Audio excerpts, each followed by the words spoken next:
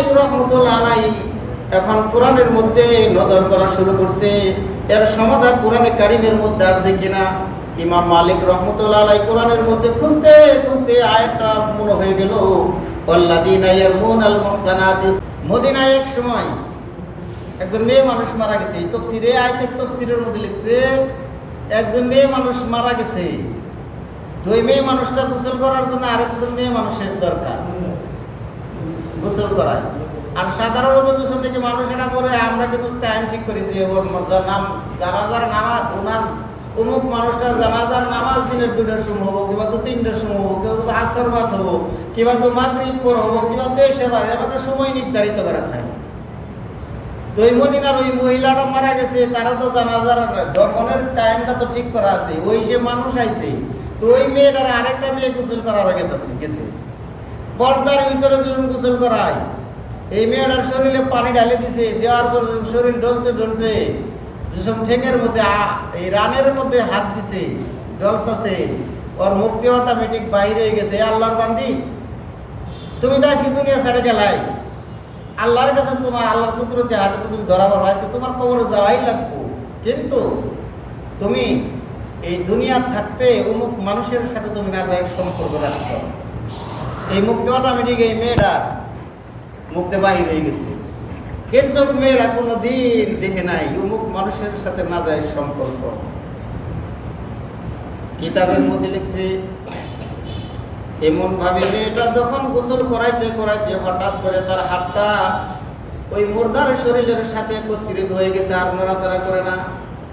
সব মানুষগুলো বাহির থেকে আওয়াজ দিতেছে, জলদি জলদি গোসল করে শেষ করে দে, আমরা সমস্ত মানুষগুলো অপেক্ষায় আছি, আমরা জানাজার নামাজ পড়ে যার যার বাড়ি থেকে চলে যাবো।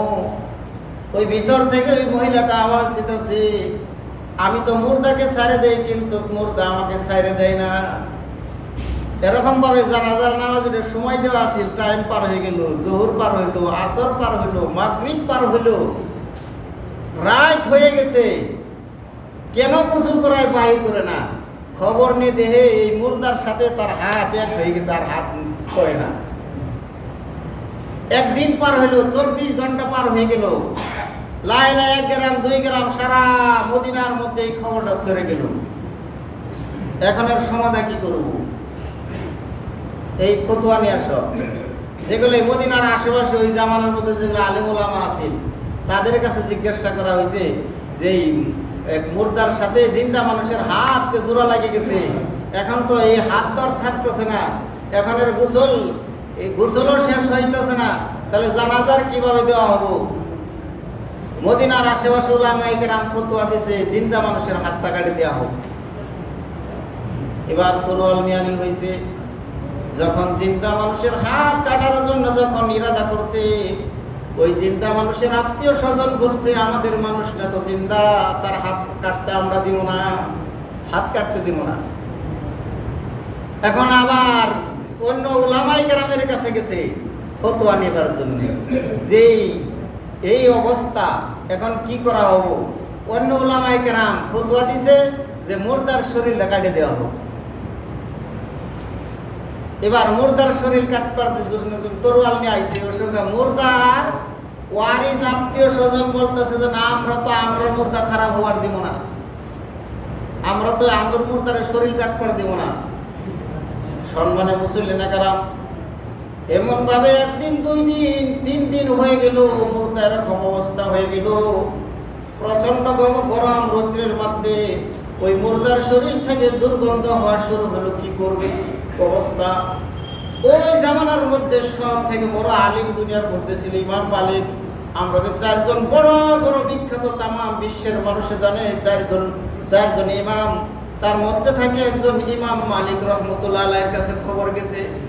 ইমাম মালিক রহমতুল্লাহ আলাইহির কাছে যখন ফতোয়া নিয়ে গেছে, ইমাম মালিক বলছে আমাকে ওই জায়গায় আমাকে নিয়ে চলো। ইমাম মালিক রহমতুল্লাহ আলাইহি মুর্দার পাশাইছে, আসার পরে পর্দার আড়াল থেকে ইমাম মালিক রহমতুল্লাহ আলাইহি মহিলার জিজ্ঞাসা, মহিলা তোমার হাত যে মুর্দার শরীরে লাগলো তার কারণ কি? তুমি কি মনে মনে তুমি কোনো কথা তোমার জবানের দ্বারাই যে পর্দারা তুমি কইছ?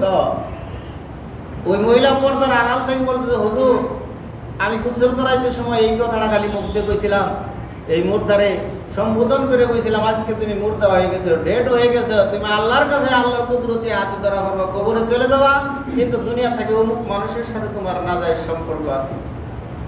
ইমাম মালিক বলছেন, তুমি যে এই কথাটা বললা, তোমার এই কথার উপরে কি 4 জন সাক্ষী আছে? যে না, আমার তো কোনো 4 জন সাক্ষী নাই। ওই সময় ইমাম মালিক রহমতুল্লাহ আলাইহি এখন কোরআনের মধ্যে নজর করা শুরু করছে, এর সমাধান কোরআনে কারিমের মধ্যে আছে কিনা।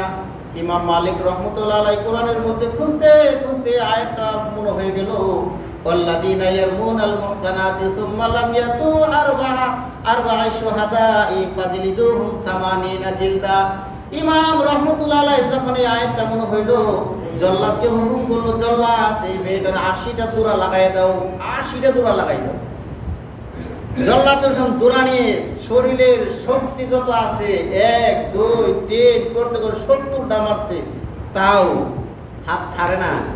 75টা মারছে, তাও ছাড়ে না। 79টা মারছে, তাও ছাড়ে না।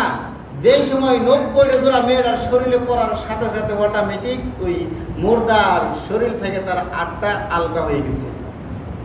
এর দ্বারাই বোঝা গেল, আমি যদি পুরো মানুষের নাজায়েজ তহমত লাগাই, আমরা কিন্তু লাগাই এই কথাটা, শরীরে রক্তর গরমে লাগাই দে, জানি না তুই কি করছস, তুই গুনাহগার, তুই এইটা করছস, তুই চুরি করছস, তুই জিনা করছস, কিন্তু বরং নজরে দেখে নাই, 4 জন সাক্ষীও নাই উপযুক্ত, তারপরেও রক্তর গরমে তহমত লাগাই